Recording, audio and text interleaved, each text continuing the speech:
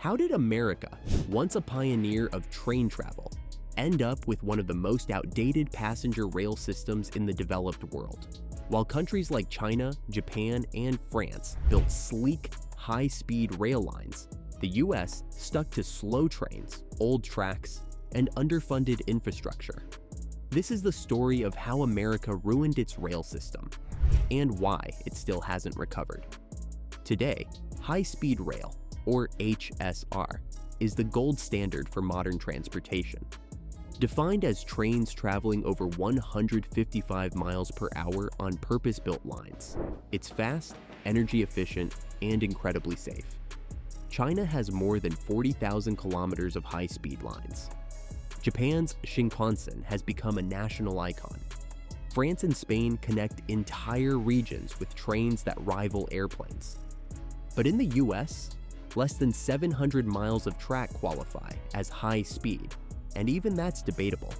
The global standard versus the US-China's network stretches across vast terrain, proving that size isn't the issue. Japan's bullet trains have carried over 10 billion passengers since 1964, without a single fatal accident. Meanwhile, the US relies on Amtrak's Acela, which hits 150 miles per hour, but only for short bursts. The average speed, closer to 65. Even Florida's Brightline service caps out at 125 miles per hour, not quite world-class. Signs of change. Change is coming, at least on paper. In 2023, the US approved an $8.2 billion rail budget aimed at building 3,000 miles of new high-speed corridors. Texas plans to connect Dallas and Houston with 200-mile-per-hour trains, cutting travel time to 90 minutes. Brightline West hopes to link LA and Las Vegas by 2028, targeting traffic-choked highways with a faster, greener option. The vision is bold, but the road ahead is rough. Why high-speed rail matters. High-speed rail isn't just about speed, it's about safety, sustainability, and efficiency. Electric trains produce far fewer emissions per passenger than cars or planes. A single train can replace hundreds of SUVs or several fully loaded 737s. One study estimates that widespread HSR adoption in the US could reduce CO2 emissions by 3.6 gigatons by 2050.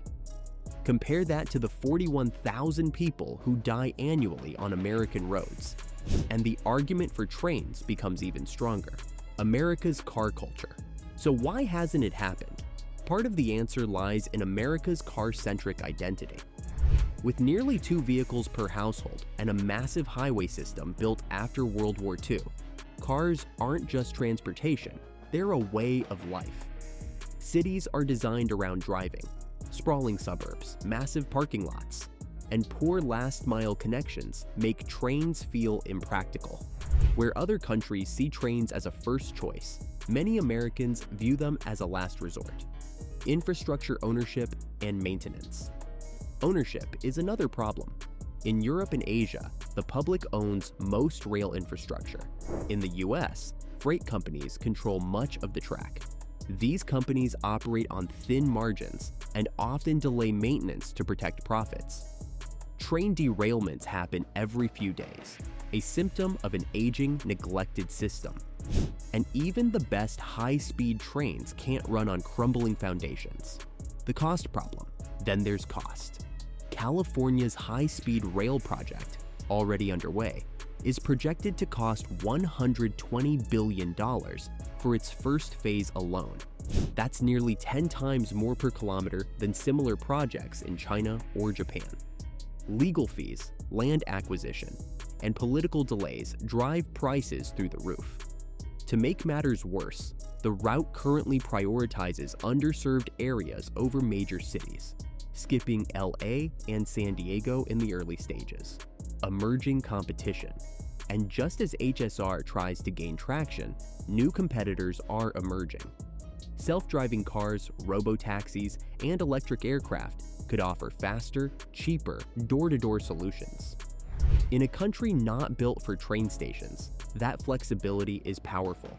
Tesla says robo-taxis could cost as little as 30 cents per mile, potentially beating even subsidized public transit. And electric planes don't need new tracks. They can use existing airport infrastructure. High-speed rail is elegant, green, transformative. But in America, it might be the right idea at the wrong time, in the wrong place. That doesn't mean we should give up, but it does mean we need to ask hard questions. The future of travel may be clean and fast, but it might not run on rails. Thanks for watching. Like, subscribe, and let us know in the comments. Do you believe high-speed rail has a future in the US?